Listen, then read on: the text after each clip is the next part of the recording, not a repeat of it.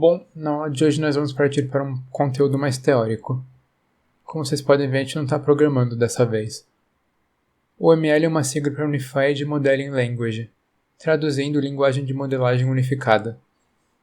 É uma linguagem visual mantida pela OMG e foi desenvolvida para auxiliar na estruturação de projetos orientados a objetos. É uma linguagem que basicamente nos diz como representar os elementos de um código e suas iterações.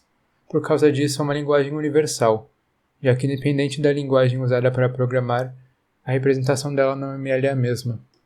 O UML possui 14 tipos de diagramas, divididos em 3 categorias: estrutural, comportamental e interacional. Pode considerar também apenas 2 categorias, já que o interacional é uma subcategoria do comportamental. Bom, eu não vou citar todos, até porque são muitos. Só vamos falar sobre o diagrama de classes. Caso queiram, vocês podem pausar e dar uma olhada na imagem. Aqui nós temos um exemplo de uma classe representada em UML. Podemos observar 3 blocos dentro dela. No primeiro temos o nome da classe, no segundo os atributos e em terceiro os métodos. Vocês devem ter percebido a presença de mais e menos no começo dos métodos e atributos. Eles são usados para indicar a visibilidade deles. O mais é o público e o menos é privado. Depois disso nós temos sempre o nome do atributo ou método, mas claro, os métodos possuem parênteses. E depois dos 2 pontos nós temos o tipo da variável para os atributos e o tipo de retorno da função para os métodos.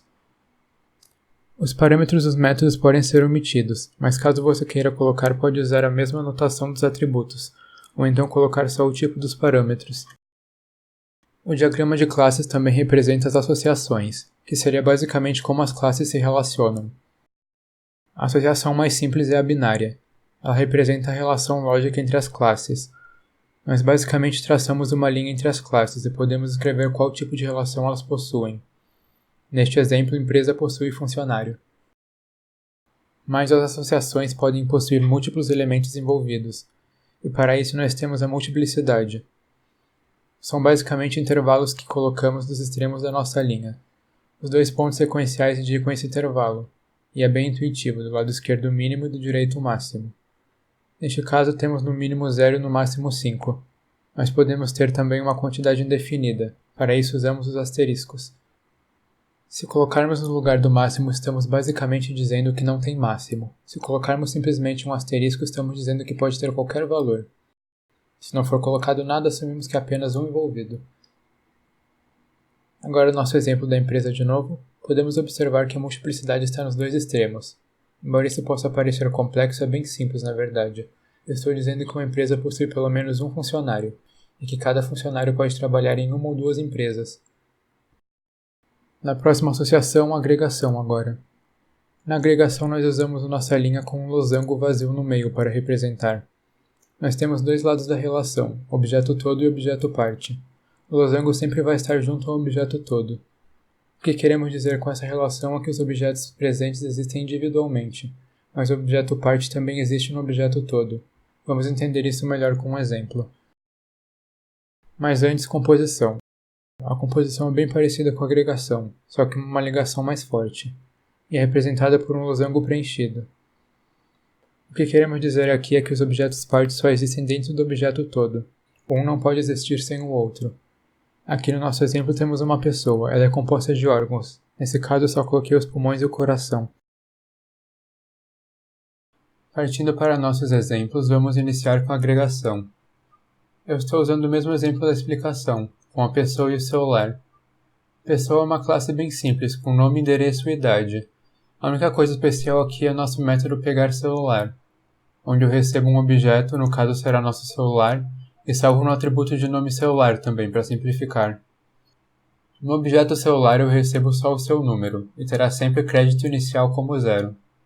Nosso consultar créditos atua como um get. E o adicionar créditos recebe um valor e soma o valor atual de créditos. No nosso main eu criei uma pessoa, o Carlos. E um celular de número 123. Eu mandei o Carlos pegar o celular e printei os créditos iniciais. Eu fiz isso para mostrar que você pode acessar o celular através do Carlos, com uma passagem a mais. E como esperado, não tem nada nos 2. Após isso, adicionei 20 créditos, tanto pelo Carlos quanto pelo celular no main. E após printar, vocês podem ver que temos 40 créditos. Isso porque é exatamente o mesmo celular.